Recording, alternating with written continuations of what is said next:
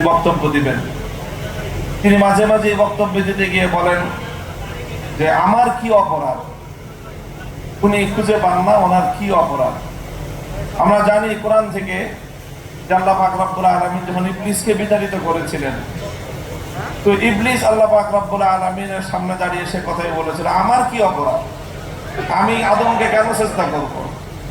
কাজে আদমকে সিজদা না করার কারণে সে বিতাড়িত হয়ে সে তার অপরাধ খুঁজে পায়নি। আপনি বাংলার 2000 দামাল সন্তানকে প্রকাশ্য নির্দেশে হত্যা করলেন, এরপরে আপনি আপনার অপরাধ খুঁজে পান না, এর চেয়ে জঘন্য অপরাধ আর কি হতে পারে।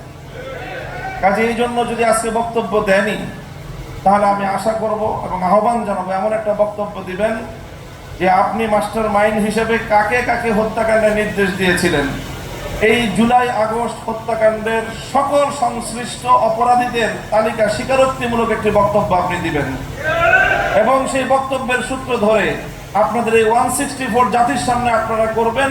সেই স্বীকারোক্তির ভিত্তিতে আগামী দিনে বিচারের কাঠগড়ায় দাঁড় করিয়ে আপনাদের বিচার করা হবে।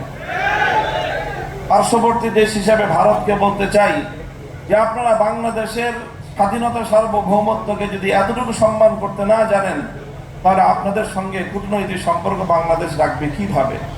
যে আপনারা বাংলাদেশের একটি ওয়ারেন্টভুক্ত আসামিকে আপনার কোলে বসিয়ে জাতির বিরুদ্ধে, শহীদদের বিরুদ্ধে আবার নতুন করে বিশুদ্ধার করবার জন্য প্ল্যাটফর্ম তৈরি করে দিবে, আর বাংলাদেশের মানুষের সঙ্গে আপনার প্রীতের সম্পর্ক থাকবে, এই ধরনের গাঁজাখড়ি কূটনৈতিক চিন্তা করা ঠিক নয়।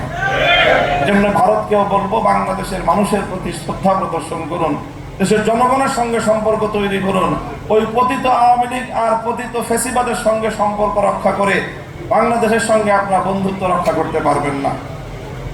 প্রিয় সাথী ও বন্ধুগণ, আরেকটি কথা যে আমরা ইতিমধ্যে দেখছি সাম্প্রতিক সময়ে যে মাঝে মাঝেই বিভিন্ন জায়গা দিয়ে এই পতিত স্বৈরাচারী ফ্যাসিবাদের দোসররা তারা মাথা তুলে দাঁড়াবার বা উকি দেওয়ার চেষ্টা করছে, বিশেষ করে যখন সকল নাগরিকরা ঘুমিয়ে থাকে সকাল সকাল নিভৃত সময়ে।